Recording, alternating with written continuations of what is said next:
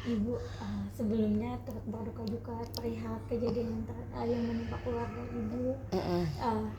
Boleh sedikit diceritakan Ibu kronologinya seperti apa mungkin kejadian waktu malam itu dan tepatnya tuh pukul berapa gitu Ibu? Kalau tepatnya banget mungkin saya enggak begitu ya, karena enggak usah tepat sekali, tapi saatnya waktu itu.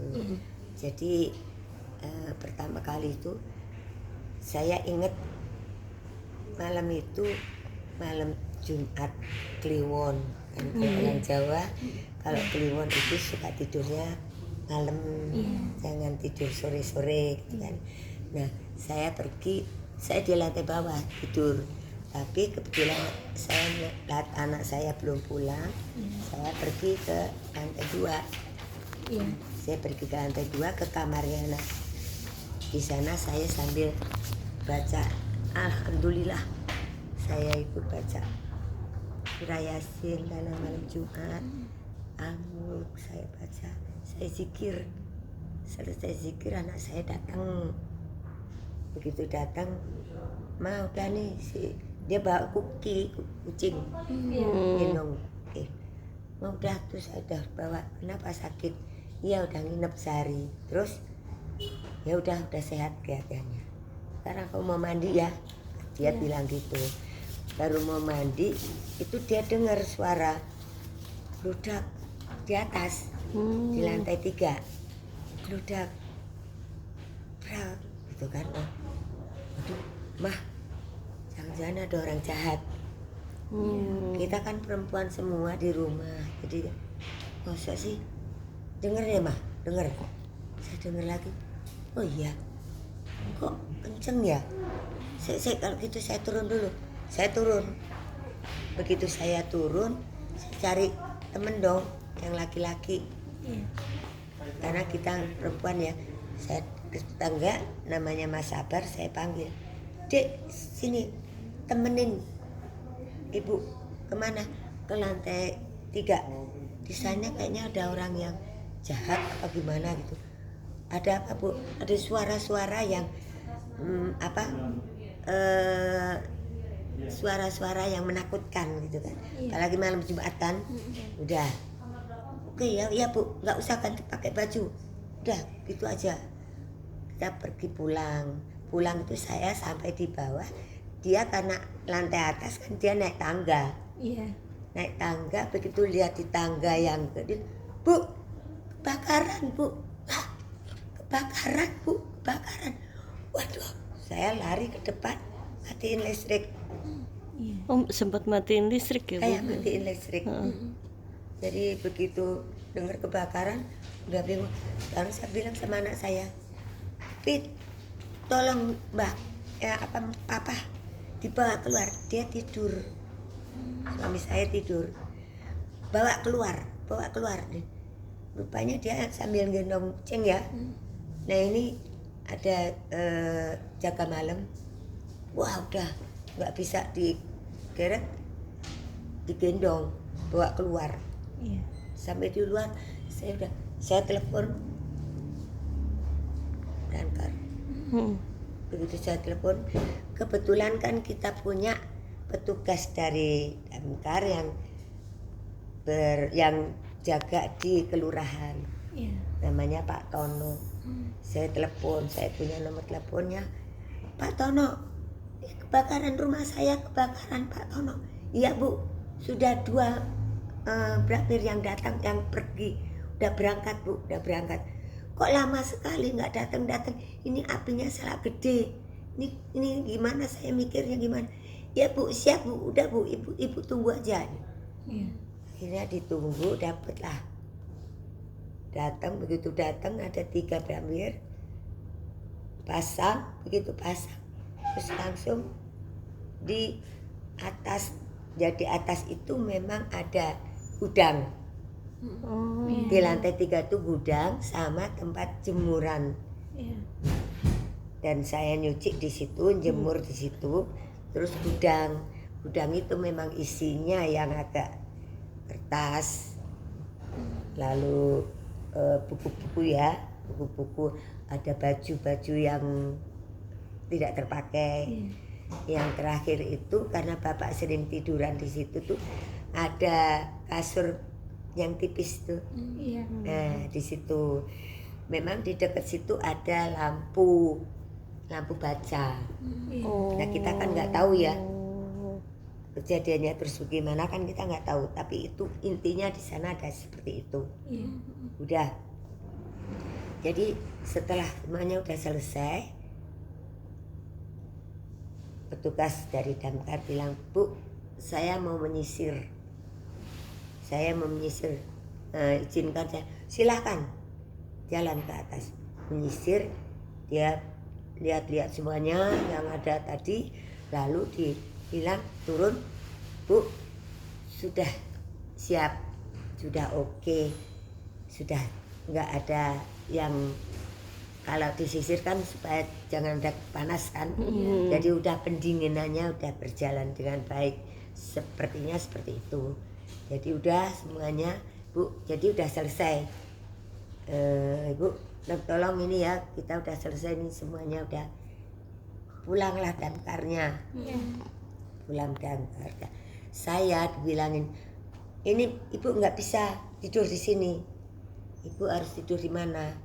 Ya udah, ada hotel Daima, saya nginep di Daima, dipesankan 2 kamar buat kami. Udah tidur di situ, belum tidur saya masih mikir, kenapa ya, apa dosa saya ya? Kan gitu ya mikirin, apa dosa saya ya, kenapa ya saya kok kayak gini. Udah, cucu saya dari sebelah ketok pintu, Eyang, kenapa? Ada api lagi. Wah, saya loncat keluar lagi saya. Ternyata apinya ini lebih gede dari yang tadi.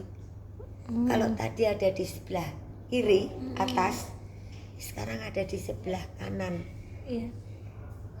Apinya tuh sampai hitam yang atas tuh, terus apinya lebih gede pokoknya. Nah di sini saya ketemu dengan Pak Joni, bapaknya Mbak In. Nah, Buma, sabar Bu, sabar. Terus dia masuk aja. Iya. Dia nggak lihat apa-apa lagi, terus dia masuk. Udah, saya pikir, aduh gimana ya Pak, ini Tono nih gimana nih. Akhirnya jadilah pendinginan lagi. Di pendinginan itu sudah selesai dia kerja. Saya bilang sama petugas damkar, saya minta 1 mobil ditinggal di sini dengan petugas 5 orang. Saya yang ngatur, nanti mau makan mau minum sekarang saya. Yang penting 1 mobil tinggal di sini. Saya tidak mau buat berjaga-jaga gitu ya. Saya tidak mau kejadian terjadi lagi seperti itu. Ya Bu, siap, tapi saya lapor dulu. Silakan, kalau tidak dibolehkan saya yang ngomong. Iya. Saya yang akan bicara. Akhirnya dibolehkan. Tapi Bu, saya akan berangkat dulu. Saya harus isi air. Saya mengerti. Oke. Tapi setelah itu balik sini kan? Ya sudah. Udah nggak ada. Aduh, alhamdulillah saya udah agak lega. Tapi ya lebih nggak bisa tidur karena kan tadi takut ya. Aduh gimana ya? Saya ya udah, saya nggak tidur, saya cuma lewat jalan sana jalan sini. Akhirnya saya masuk sambil lihat-lihat dari rumah, dari hotel. Sampai jam 6 saya turun, jam 6, setengah 6 lah saya turun. Ada petugasnya yang Pak Tono, Bu, kami sudah jam 6, kami boleh pulang. Oke, mau pulang. Ya, kalau gitu udah sampai jam 6 kan, berarti udah 4 jaman. Iya. Ya udah, mau pulang, oke. Dia pulang. Nanti saya akan balik lagi setelah saya selesai. Oke, dia balik lagi. Memang setelah itu balik lagi, terus datang dari kelurahan, dari Tribun kalau nggak salah, ya kan? Iya betul. Ya saya nggak begitu ngeh, tapi dia bicara, Ibu siapa? Saya Bu RT. Iya. Ibu Bu RT iya. Bu RT sini iya. Oh ya, ya Bu. Terus tadi gimana Bu? Alhamdulillah semuanya sudah selesai. Jadi ini saya sekarang tinggal mungkin berita acara segala macam. Datang pagi-pagi, petugas dari Damkar, Bu, kami akan berita acara tadi malam itu. Oke, nanti kalau yang berita acara yang ini nanti sama anak saya ya, namanya Pipit. Oh ya, karena saya jam 9 harus ke Polsek. Iya. Berita acara di kepolisian. Iya. Saya jam 9:30 baru sampai Polsek. Saya ngisi berita acara ditanya-tanya segala macam. Ya 2,5 jam Mbak. Belum tidur kan? Nggak tidur saya sudah. Alhamdulillah. Ini anak saya namanya Pipit. Sini. Ini yang saya minta dia untuk menerima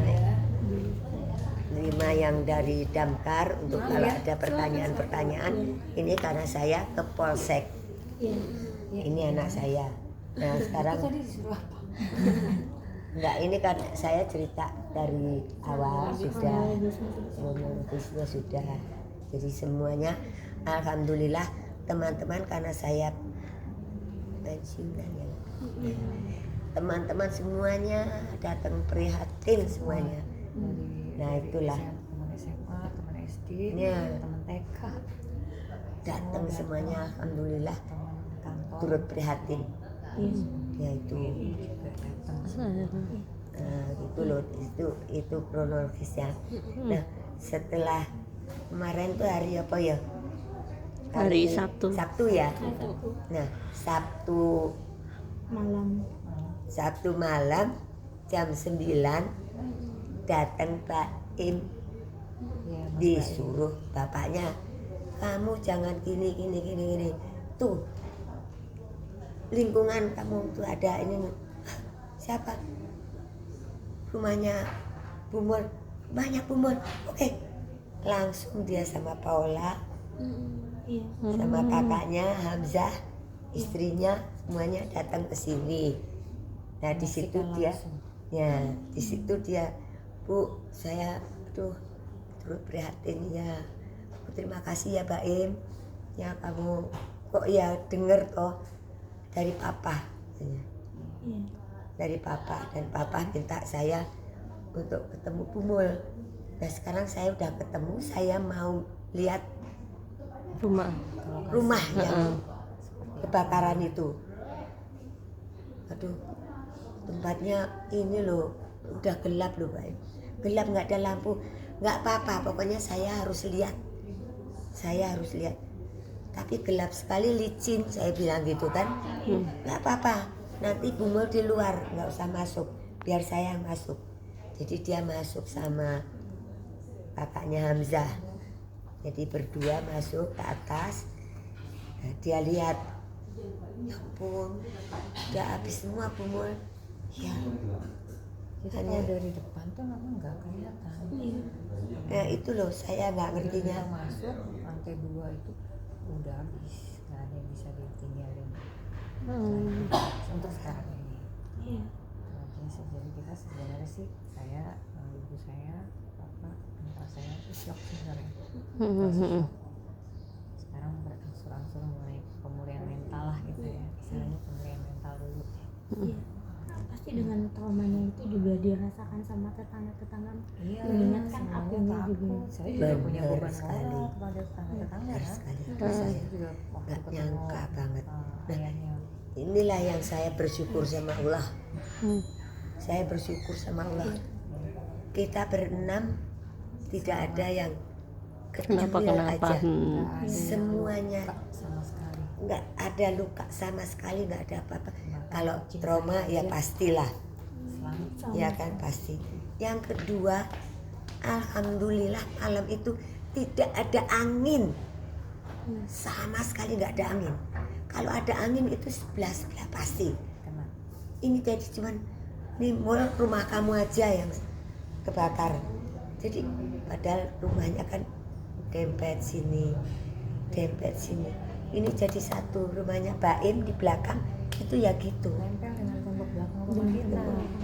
Nah, Saya khawatir banget, jadi waktu ketemu Om Joni Wong, saya bilang, aduh maaf ya Om, jadi ngerepotin semua warga gitu. Saya cuma takut sampai kena terdampak. Itu aja sih. Nggak apa-apa, katanya Om Joni itu. Luar biasa juga tuh Om Joni. Tapi berarti akhirnya sampai keluar kan waktu kejadian itu. Iya, keluar. iya yang keluar dia. Terus Hamzah juga kakaknya Mbak Ini itu keluar sampai menyaksikan, kemudian nggak apa-apa. menyaksikan, kemudian bilang ya udah Mbak sabar aja, apa yang perlu dibantu, ini ada baju saya cuma ini nih yang nempel gitu, ya udah kayak baju tidur saya aja nggak apa-apa, celana pendek yang olahraga ya nggak apa-apa, ya udah ini aja Mbak, mungkin bisa ganti baju. Mereka helpful banget gitu ya, nggak ada merasa terganggu atau apa tuh nggak ada. Semuanya bantu. Alhamdulillah. Semua. Ini saya baju juga baju yang saya terima dari saudara-saudara saya, sahabat-sahabat saya, tetangga saya. Ini saya pakai. Tapi berarti belum ketahuan ya Kak, maksudnya kenapa serangan listrik korslet Kak, atau menurut dari kepolisian atau memang gudangnya sudah maksudnya tidak layak gitu atau gimana Kak? Kalau mengenai itu boleh saya jelasin ya. Jadi saya setelah bicara dengan polisi, saya ini wawancara berita acaranya. Saya cuma minta kepada polisi, tolong saya dibantu, tapi saya nggak kepengen nyusahin. Saya nggak kepengen nyusahin. Jadi menurut ibu terus gimana?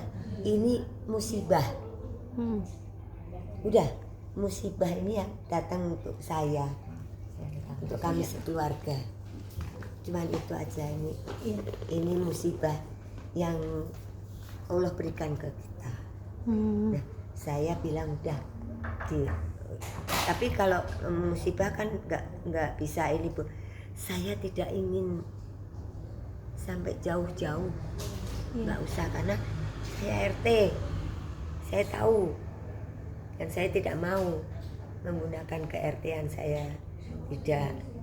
Saya warga juga, jadi saya minta tolong, ini adalah musibah. Oke, baik kalau gitu Bu.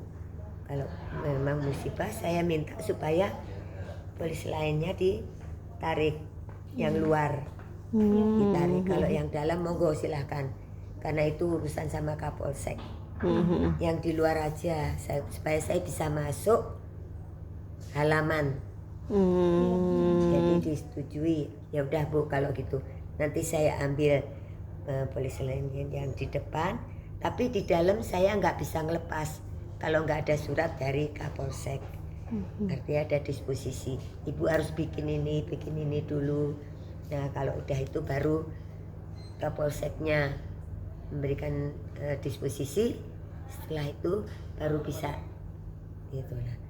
Itu yang jadi polisi sudah buat saya ini satu pengalaman saya ya. Dan saya tidak ingin dua kali seperti ini, makanya saya akan berusaha untuk listrik harus betul-betul diperhatikan. Ya, yang saya tinggal di situ sudah lebih dari 50 tahun Mbak. Makanya saya tahu Mbak Im dari setinggi gini dia. Bandelnya Pak Im saya tahu gitu. Makanya saya nggak kepingin ya. Jadi saya mohon maaf kalau nanti masalahnya dikatakan musibah. Kalau bisa nggak usah diutarakan. Ini hanya untuk saya dengan polisi aja. Jadi kok kenapa mesti nggak diurus? Bukan saya nggak ingin. Nggak ingin saya melipat-lipat karena ini juga pasti ada kekurangan dari saya. Nah, kekurangan inilah yang saya pakai buat pelajaran. Mudah-mudahan kedepannya saya nggak akan seperti ini lagi. Bu, setelah kemarin Kak Baim datang, apa yang dia sampaikan? Bu, maksudnya ingin membantu apa gitu mungkin? Jadi kemarin Pak Im bilang ke saya, Bu, ini kalau nanti luasnya berapa toh Bu? Cuman 103 Pak Im, saya bilang. Nanti saya sama Hamzah itu mau dia, karena Hamzah kan dari arsitek ya kakaknya. Ya udah jalan kita ke sana, terus bilang, Bu, kalau nanti ini seandainya mau diperbaiki, Ibu, mana saya cuma punya satu ini. Saya nggak punya rumah lain. Mas saya cuma satu ini. Oh gitu ya Bu ya. Ya udah nanti saya coba. Ibu sekarang tinggal di mana? Di Daima. Berapa lama di Daima? Kemungkinan sampai Selasa saya keluar. Berapa Ibu di Daima? Segini. Terus Paula bilang, ya bisa di saya dengar hotel apa gitu. Jadi gini aja Bu Mul, nanti saya coba bicara dulu dengan ini, lalu Ibu nggak ada ya kalau barang-barangnya nanti mau ditaruh, ya saya nggak punya Mbak Im, nggak ada tempat buat saya nggak punyanya ya ini satu ini. Udah nanti saya coba carikan, mungkin bisa untuk tempat barang-barang saya. Selama di Mbak Im mau membantu keluarga besar Mbak Im yang mau membantu, termasuk dari Pak Joni Jailani. Itu beliau yang Mau akan membantu mereka. Iya beliau berkenan. Jadi ini saya pikirin dulu untuk Bu Mul harus ada tempat dulu Tinggal gitu. ya. Lalu setelah itu barang-barang Bu Mul harus ada kan gitu, di mana mau ditaruh. Pak Im, kalau saya disuruh ditanya, saya nggak punya, saya cuma punya rumah ini. Ya Bu Mul, nanti saya coba carikan ya Bu Mul, tapi Bu Mul sabar. Bu Mul sabar, nanti saya coba untuk nyari. Nanti saya kabarkan ke Bu Mul kalau memang saya sudah dapat. Alhamdulillah Pak Im, ini semua dari keluarga besar kita ya Bu Mul.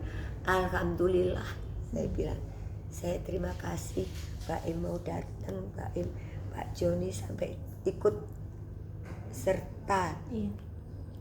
Bingung terhadap diri saya berterima kasih sekali.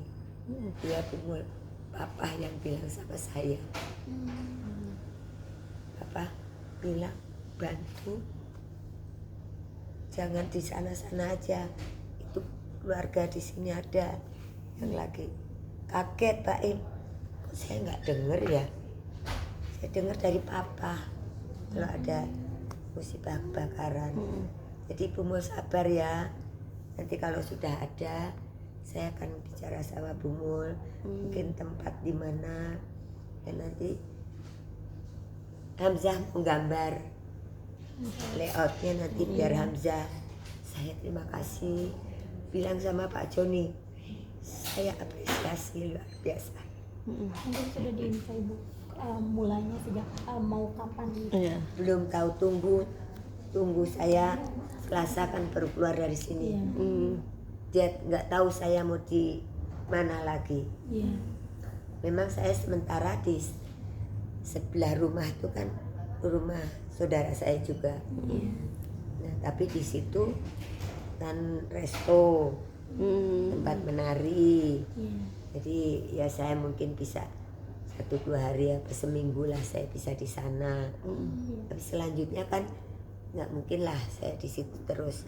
Ya udah nanti saya coba saya cari kontrakan. Nggak, Bu Mul tunggu aja dari saya. Mbak Im yang urus Mbak Im semuanya. mau mengurus renovasi dan juga untuk tempat tinggal Ibu sekeluarga bisa Ibu ya. Amin. Iya. Mbak Im menurut nada suaranya seperti itu.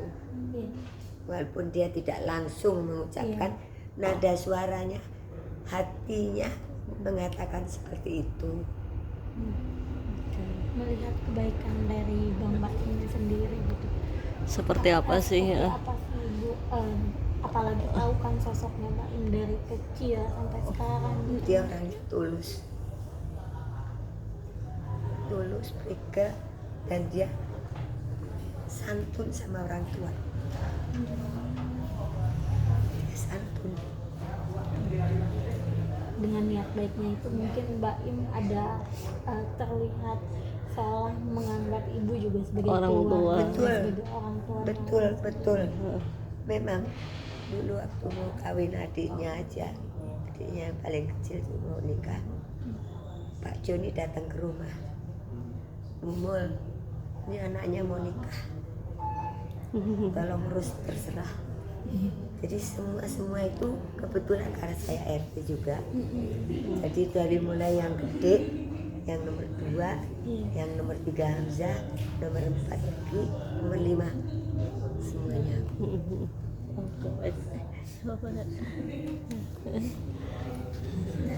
Semuanya. Alhamdulillah. Memang saya